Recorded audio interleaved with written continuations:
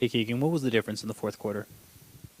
They made shots, we missed shots. I think we're 0 from 3 in the fourth quarter, so I think that's just the biggest difference. How much did you feel like this was still progress offensively for you guys compared to those last two LA games?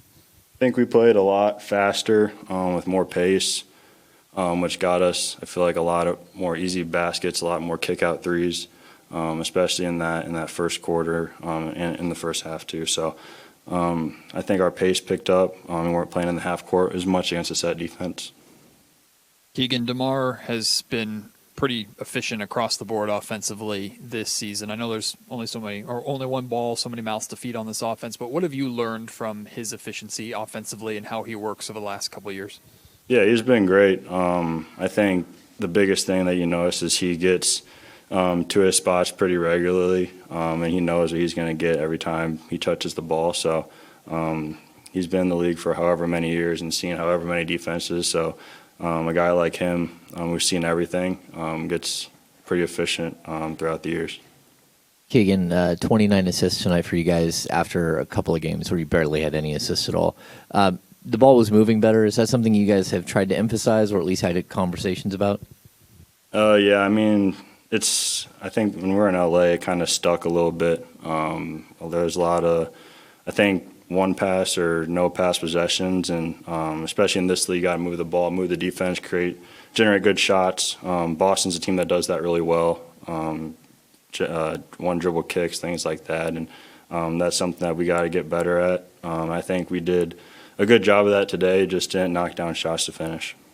Did you notice anything different from them in the fourth quarter? Like, did they go to another level to take that period 32-18, or was that more on you guys? I think that was more on us. They obviously they're a championship team, so they know down the stretch where they're going, things like that. But at the end of the day, it's a make or miss league, and we were missing and they were making, and unfortunately that was the game right there. Any New Year's resolutions? New Year's resolutions? I don't know. I haven't really done one before, but but nah, not for me.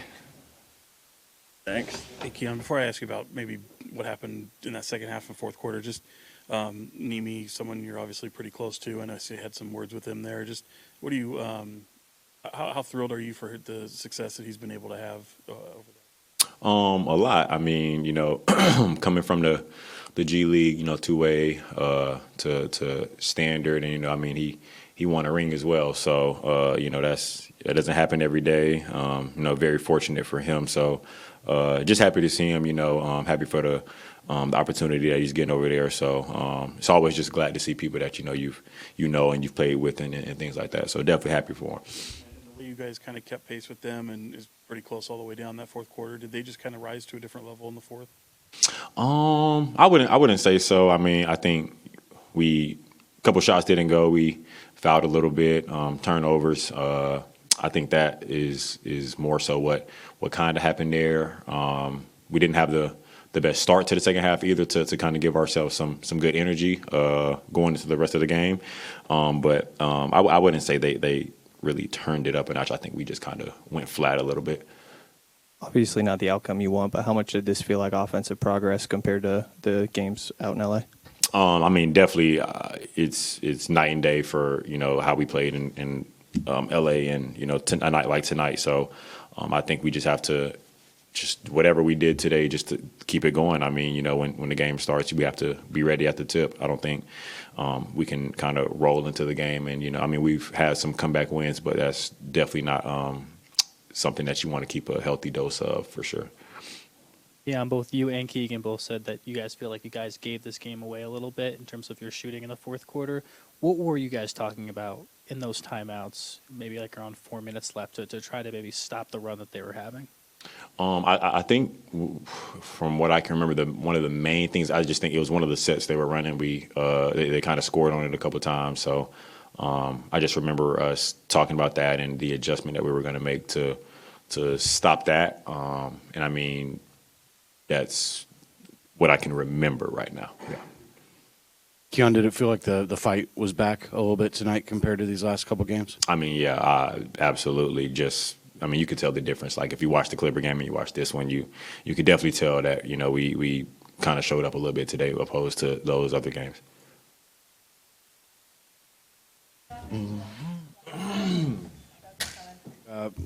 Not the outcome I'm sure you wanted, but did it feel like the fight was there tonight better than the last couple of games? Yeah, the compete level and the standard that we're looking for was much, much better.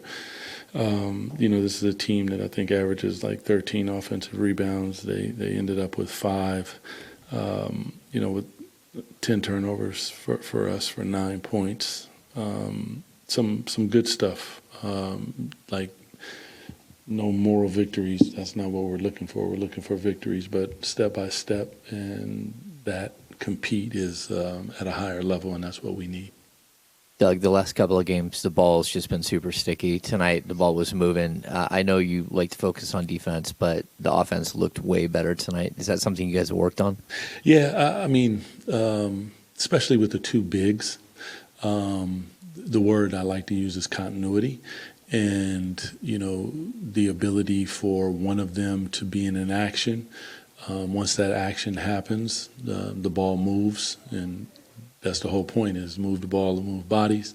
And then the other big can get into the action. So they are tandeming on the floor and reading what's going on, as opposed to, sometimes, and I think it's more or less when we get a little bit ISO heavy and we get outside of that continuity with the two bigs, where we can run into where, it sticks and it looks not like we want that ball to be hopping around and trying to play and help each other.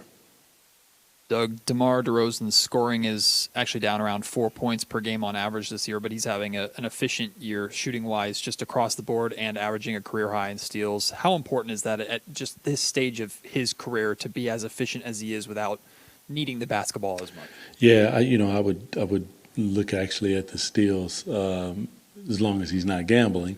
But, it challenged him to be engaged on that end of the floor, and watching him, like visually seeing him compete on that end of the floor.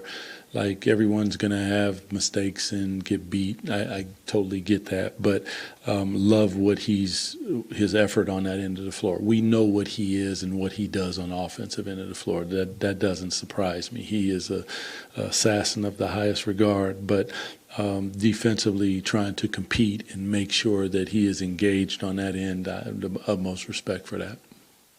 Which side stands out to you more there in the fourth quarter, and where that went wrong for you guys? It's low-hanging fruit to say the offensive side, because we were 0 for 10 from the three-point line. But you got to get stops. They had a 30-point quarter. So for me, I'm going to go back and I'm going to look at that end of the floor. Play defense without fouling is one of our tenets that we want to make sure that we do. I think we fouled a jump shooter. All the and ones, just wrap them up. Ball does not get above their shoulders. Send them to the free throw line. The opponent's probably not going to like it, but it doesn't matter. Let's be physical. So I would probably lean on the defensive side. No, that doesn't surprise you, but yeah. That's it. Appreciate you guys. Have a good